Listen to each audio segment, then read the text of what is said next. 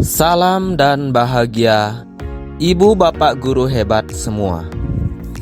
Saya Inyoman Surate, calon guru penggerak Angkatan 7 Kota Denpasar. Pada kesempatan ini akan mempresentasikan koneksi antar materi, kesimpulan dan refleksi pemikiran Ki Hajar Dewantara. Sebelum mempelajari konsep pemikiran Ki Hajar Dewantara, saya memiliki pandangan semua murid atau anak didik itu berkarakter sama. Jika saya umpamakan seperti kertas putih bersih kosong yang bisa saya isi dengan goresan atau tulisan sesuai yang saya inginkan. Jadi, saya kerap melaksanakan pembelajaran yang bisa dikatakan mengarah berpusat pada guru dan kurang berpihak pada murid. Saya juga berasumsi keberhasilan pembelajaran hanya ditentukan berdasarkan hasil akhir pembelajaran semata, sehingga abai terhadap proses siswa dalam belajar. Muncul pemikiran bahwa anak yang nilainya bagus dikatakan pandai dan meremehkan kemampuan anak yang mendapatkan nilai rendah. Hal ini membuat siswa tertekan karena harus mendapatkan nilai akhir yang bagus, sehingga rasa percaya diri anak tidak muncul.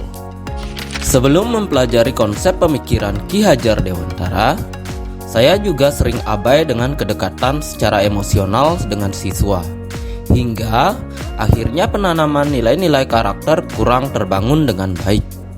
Kerap dalam pengondisian kelas masih menggunakan ancaman dan hukuman untuk membuat siswa disiplin dalam pembelajaran dan tumbuh tanggung jawabnya.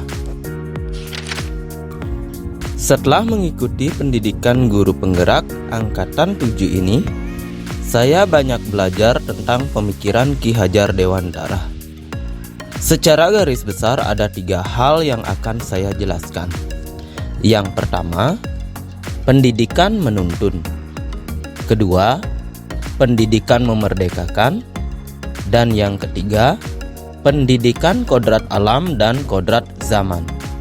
Tujuan pendidikan menurut pemikiran Ki Hajar Dewantara bertujuan menuntun segala kodrat anak agar mencapai keselamatan dan kebahagiaan setinggi-tingginya sebagai manusia dan masyarakat. Akhirnya saya tersadar bahwa peran saya sebagai pendidik adalah menuntun anak didik dalam mengembangkan potensi atau bakat yang dimiliki sesuai kodrat alam dan kodrat zamannya. Pendidikan memerdekakan. Saya menyadari bahwa sebagai pendidik, saya tidak bisa memaksakan kehendak kepada anak didik. Pendidikan yang memerdekakan idealnya membelajarkan anak didik tanpa rasa tekanan, meleluasakan anak didik berkembang sesuai dengan karakteristik atau potensi bawaan. Anak didik memiliki gaya belajar beragam. Jika dipetakan bisa dipilah ke dalam audio, visual, audiovisual, hingga kinestetik. Dharma seorang pendidik atau gurulah merancang pembelajaran yang mampu mengakomodir ragam gaya belajar para anak didik. Pendidikan sesuai kodrat alam dan kodrat zaman. Saya semakin paham dan menyadari bahwa sebagai pendidik saya tidak bisa memaksakan kehendak kepada anak didik.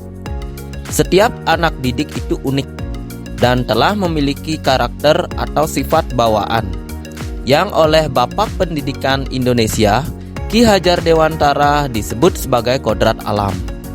Ini tidak akan bisa dihapus oleh pendidik. Setiap orang juga hidup pada masanya. Hal ini juga berlaku kepada anak didik yang disebut kodrat zaman.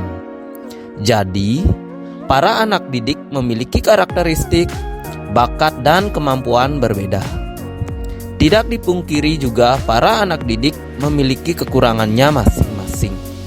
Namun, saya juga percaya bahwa dengan memberikan kepercayaan, tuntunan, dan menggali lebih jauh, maka potensi pada diri anak didik akan muncul dan mencapai tingkat tertinggi. Adapun hal yang dapat diterapkan untuk mewujudkan pemikiran Ki Hajar Dewantara adalah sebagai berikut. Pertama, berusaha menjadi teladan bagi anak didik, baik dalam pemikiran, perkataan, maupun perbuatan. Kedua, melaksanakan pembiasaan pendidikan karakter secara berkelanjutan.